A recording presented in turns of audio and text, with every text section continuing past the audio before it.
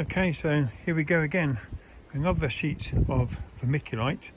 These sheets, they actually measure 1 metre by 610 millimetres by 25 millimetres thick. They get going up each year, the price is going up. I think this one retails about £60 sterling in the UK.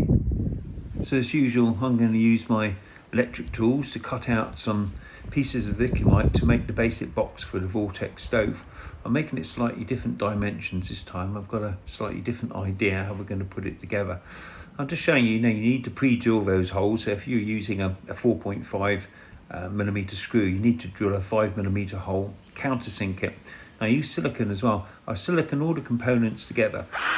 I mean, I know the silicone is going to melt away, but it holds it all firm, and so you can move it around basically without any fear of it coming apart while you're building it. Silicone makes a very hard construction, even though it does melt away when it gets super hot.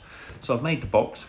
I've made it all nice and neat and square. You can plane it. You can plane vermiculite. You can use most woodworking tools on vermiculite. Obviously wear a mask when you're using it, but it's quite safe.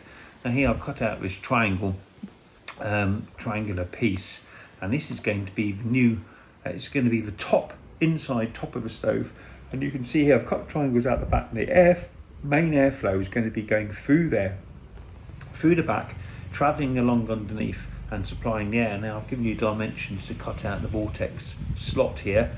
Again, I've made it different this year. I've actually set it 50mm back from the back.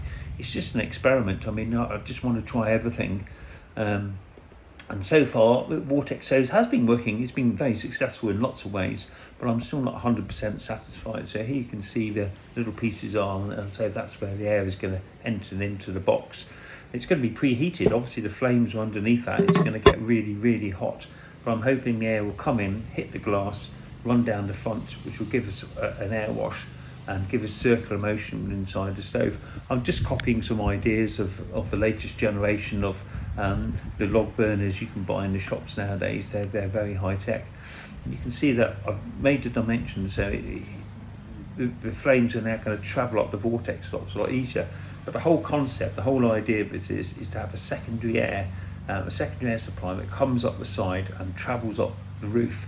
I'm hoping that will ignite any unburnt fuel before it actually gets into the Vortex chamber. We'll wait and see.